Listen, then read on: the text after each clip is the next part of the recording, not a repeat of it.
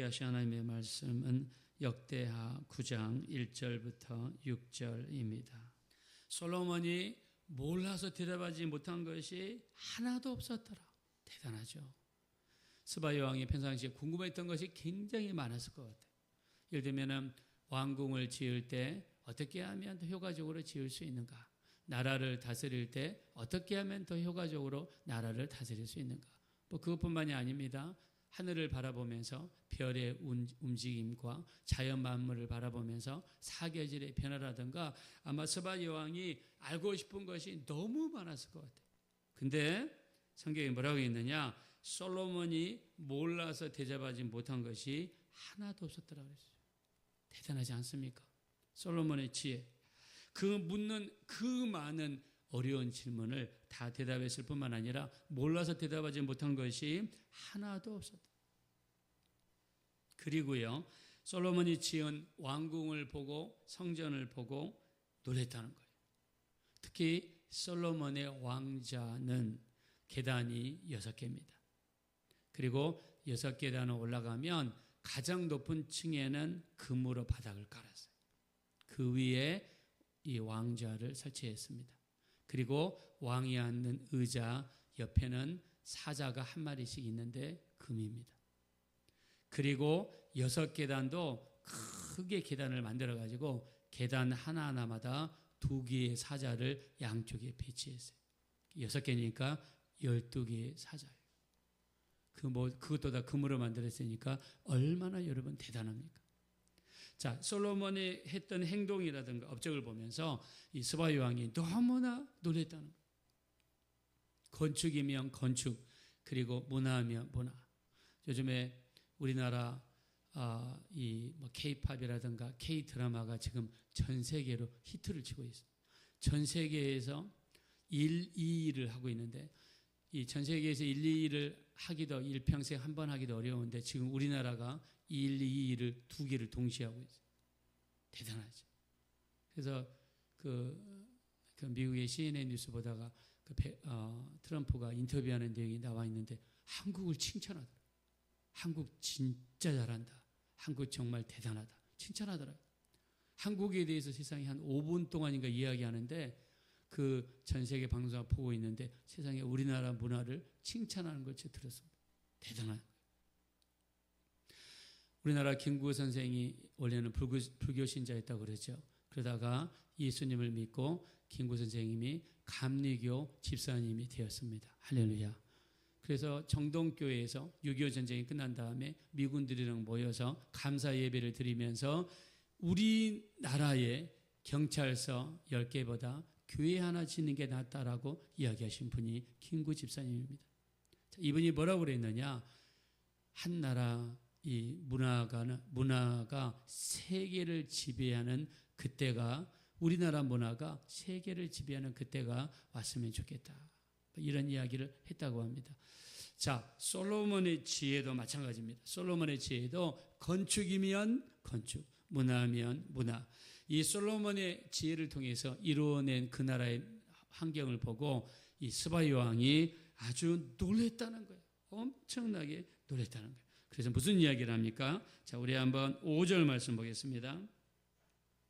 5절 말씀 다 같이 읽읍시다. 시작. 왕께 말하되 내가 내 나라에서 당신의 행위와 당신의 지혜에 대하여 들은 소문이 진실하도다. 아멘. 당신의 이 행위, 당신이 이루어낸 이 결과물들, 건축, 여러 가지 그 모든 걸 보고 당신의 지혜를 보니까 내가 들은 소문보다 정말 더하다, 뛰어나다. 그러면서 또 합니다. 6절 말씀 보겠습니다. 시작. 내가 그 말들을 믿지 아니하였더니 이제 와서 본즉 당신의 지혜가 크다 한 말이 그 절반도 못되니 당신은 내가 들은 소문보다 더하도다. 아멘. 지금 솔로몬 왕 앞에서 뭐라고 합니까? 나는 당신이 지혜가 있다면 안 믿었다. 근데 지금 와서 보고 들어보니까 당신의 지혜는 내가 들었던 것 절반도 안 된다. 절반도 안 된다. 정말 들은 소문보다 당신은 더합니다. 자, 한번 솔로몬의 입장에서 보겠습니다. 솔로몬의 입장에서 그 이야기를 들을 때 일반 사람도 아니고 큰 제국의 여왕이 나를 이렇게 먼 거리를 찾아와서 그 말을 듣고 감동을 받고 은혜를 받아가지고 나를 칭찬할 때 얼마나 솔로몬이 기분이 좋았겠습니까? 기분이 좋았겠죠. 그래서 에티오피아에 가면은요, 전설이 있습니다. 전설이 케보라 나가시스라고 하는 그 전설이 있습니다. 그 전설에 의하면 솔로몬 왕과 스바 여왕이 하룻밤을 잤대요. 거기서 태어난 아들이 있었는데 메릴리크 1세라고 하는 아들이 태어납니다. 그래서 에티오피아의 시조가 됩니다.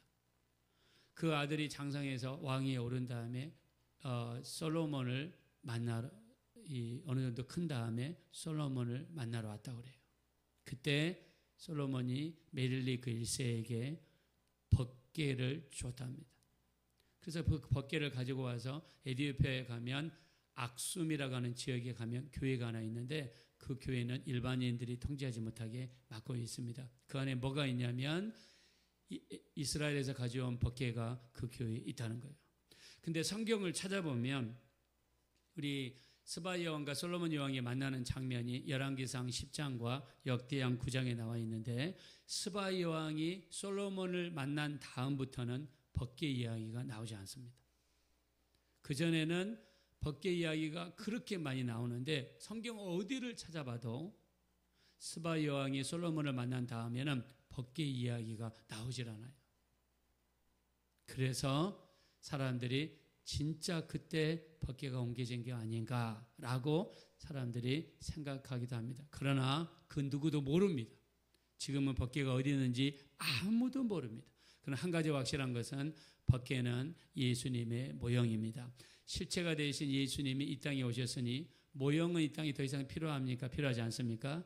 필요하지 않습니다. 우리에게 더 중요한 것은 법궤보다 더 중요한 것은 실체 되신 예수님을 우리 마음속에 영접하고 믿고 살아가는 삶이 더 중요하게 될 줄로 믿습니다. 자, 이렇게 하면서 스바 여왕이 하나님을 얼마나 높이는지 모릅니다. 자, 우리 한번 8절 보겠습니다. 8절 다 같이 읽읍시다. 시작. 당신의 하나님 여호와를 송축할지로다. 하나님이 당신을 기뻐하시고 그 자리에 올리사 당신의 하나님 여호와를 위하여 왕이 되게 하셨도다. 당신의 하나님이 이스라엘을 사랑하사 영원히 경고하게 하시려고 당신을 세워 그들의 왕으로 삼아 정의와 공의를 행하게 하셨도다 하고 아멘. 솔로몬의 지혜를 칭찬하면서 스바 여왕은 하나님을 찬양했습니다. 첫째, 하나님을 송축합니다. 당신을 왕으로 세우신 분은 하나님이십니다. 당신을 이 왕자에 오르게 하시고 이 지혜를 주신 분은 누구십니까? 하나님이 되십니다. 스바 여왕이 이야기했어요. 자, 근데 좀 이상합니다. 원래 솔로몬은 어떤 사람입니까? 우리 열왕기상 3장 6절에 하나님 이 큰 나라를 우리 아버지에게 주시고 이 큰 나라를 만드신 것은 하나님의 큰 은혜였습니다. 이 많은 아들들 중에서 나를 왕위에 오르게 하신 분은 누굽니까? 하나님이십니다. 솔로몬은 처음부터 하나님이 나를 세우셨습니다. 하나님이 나를 왕이 되게 하셨습니다.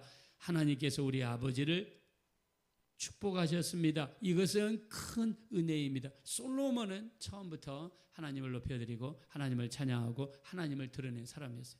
자, 그러나 자기에게 와서 이 지혜를 칭찬하는 사람들 앞에서 하나님에 대한 이야기를 한마디도 하지 않습니다.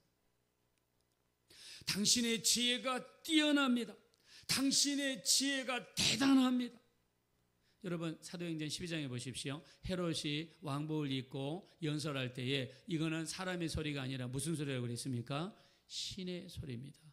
근데 헤롯이 어떻게 해서 하나님께 영광을 돌렸습니까? 안 돌렸습니까? 안 돌렸어요.